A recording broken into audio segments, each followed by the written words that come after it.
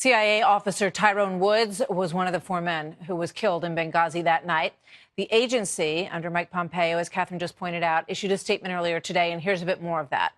Mike Pompeo said this: "We lost 2 of our own that night, Glenn Doherty and Tyrone Woods, who ran to the sound of the guns and bravely fought to protect Americans and the 2 U.S. facilities that were attacked." His father, Charles Woods, joins me now via Skype. Mr. Woods, thank you very much for joining us on the story tonight.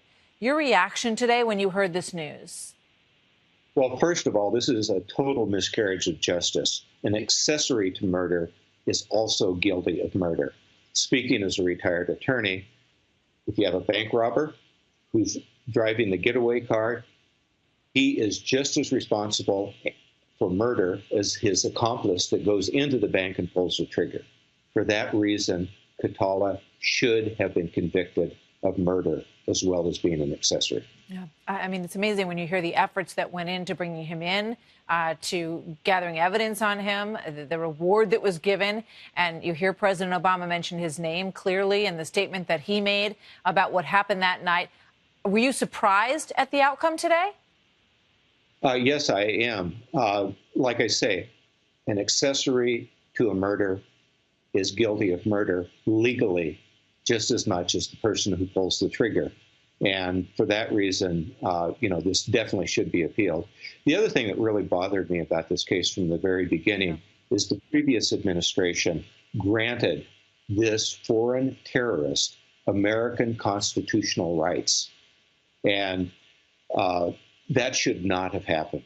In the previous administration, they were known for taking away from American citizens our constitutional rights, our due process rights, First Amendment rights, Second Amendment rights. Yet they were willing, the previous administration was willing to give constitutional rights to a terrorist who committed murder of American citizens outside the United States.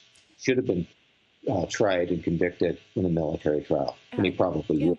Going back to when we first of all were learning about this, and of course at that point you were going through obviously so much grief at the loss of your son. He left behind his wife, who also served her country, and his child as well. This is Susan Rice explaining what happened that day. This was not a pre-planned, premeditated attack. That what happened initially was that it was a spontaneous reaction to what had just transpired in Cairo as a consequence of the video. What goes through your mind when you hear that once again in light of the news today, sir?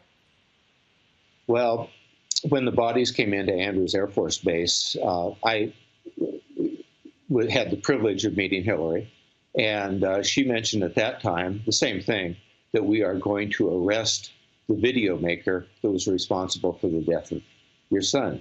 And this was totally contrary to what she told her daughter just a few hours before that, and also what she told the Prime Minister of Egypt, who she said this was a terror attack and it had nothing to do with the video. So just those inconsistencies is what pops through my mind. And as American citizens, we need to know the truth so that when we vote, we can make intelligent choices.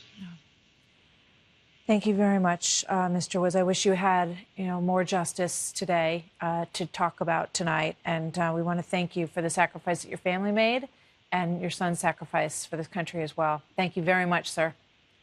Thank you very much.